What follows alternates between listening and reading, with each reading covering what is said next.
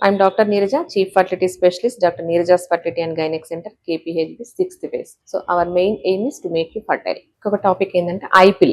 So ఐపిల్ అనేది emergency పిల్ are emergency contraceptive. So మన పేరులోనే self explanatory emergency contraceptive. So ఇది రెగ్యులర్ కాంట్రాసెప్టివ్ కాదు. సో రెగ్యులర్ గా కాంట్రాసెప్షన్ గా ఇది వాడకూడదండి. ఇది ఓన్లీ ఎమర్జెన్సీ కాంట్రాసెప్టివ్. సో ఎవరికైతే కపుల్ అన్ప్రొటెక్టెడ్ ఇంటర్కోర్స్, ఒకవేళ అన్ప్లాన్డ్ ఇంటర్కోర్స్ చేసుకున్న వాళ్ళకి with in 72 hours, with in 3 days లోగా ఈ పిల్ తీసుకోవడం వల్ల చాలా మందికి ప్రెగ్నెన్సీ వచ్చే అవకాశాలు తగ్గిపోతూ ఉంటాయి. బట్ ఇది 100% ప్రొటెక్టివ్ కాదు.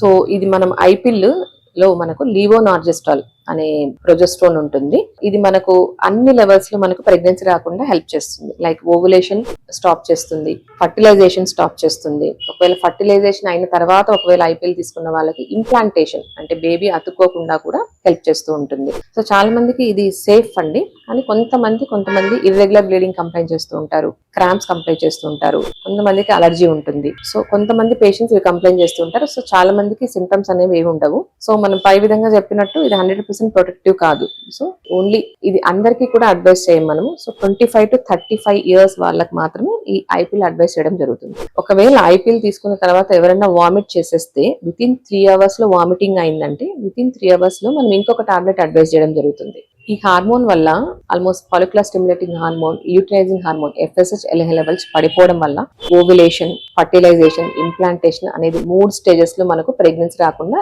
ఈ ఐపిల్ అనేది హెల్ప్ చేస్తుంది.